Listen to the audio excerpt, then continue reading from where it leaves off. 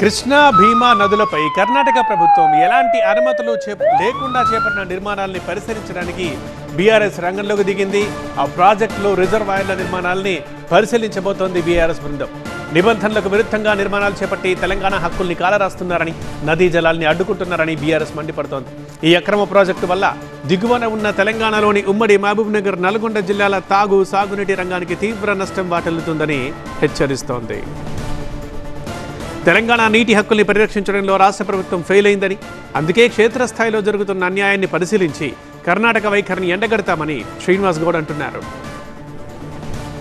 ముఖ్యమంత్రులు మీటింగ్ పెట్టిన తర్వాత ఏం జరిగింది, ఎందుకు పనులు వేగవంతం అవుతున్నాయి, శ్రీశైలంకు రావాల్సిన నీళ్లలో కృష్ణా కన్నా ఎక్కువ నీళ్లు తుంగభద్ర నుంచి వస్తాయి. తుంగభద్రని మీరు కట్టుకుంటా పోయి అక్కడనే అడ్డుకట్టేస్తే శ్రీశైలం ఏమైపోవాలి, నాగార్జునసాగర్ ఏమైపోవాలి, పాలమూరు రంగారెడ్డి జిల్లా ప్రాజెక్టు ఏమైపోవాలి, కేరళ ఏమైపోవాలి, భీమా, కోయిల్సాగర్, నెట్టెంపాడు ఇవేమైపోవాలని చెప్పి నిలదీసినాం. 3 సంవత్సరాలుగా వస్తా ఉంది. 90% పనులు కంప్లీట్ అయినా పాలమూరు రంగారెడ్డి జిల్లా ప్రాజెక్టు ఎందుకు పనులు ముందుకు పోతలేవు? ఆ 10% పిలిచిన కాలువ టెండర్లు ఎందుకు రద్దు చేసిండ్రు? 10% కంప్లీట్ అయితే 10 లక్షల ఎకరాలకు ఇమ్మీడియట్గా నీళ్ళు వస్తాయి కదా, 6 నెలలు కంప్లీట్ చేస్తామని చెప్పి మాట ఇవ్వడం జరిగింది. 6 నెలల గురించి మేము చూస్తాం.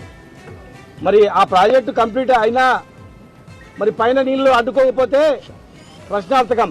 ఇవాళ కృష్ణా పైన, భీమా పైన అక్రమంగా బ్యారేజీలు, అక్రమంగా లిఫ్ట్లు, అక్రమంగా ఆల్మట్టి డ్యామ్ను 300 TMS పెంచడానికి ప్లాన్ చేస్తున్నారు. ల్యాండ్ అక్విజిషన్ జరుగుతూ ఉంది. భీమా దగ్గర, గూడూరు దగ్గర అక్రమంగా నదికే 25 హైడ్రాలిక్ గేట్లు పెట్టిండ్రు. అంటే ఈ వర్షాకాలం తర్వాత సుక్క నీళ్ళు రావు ఇక్కడ.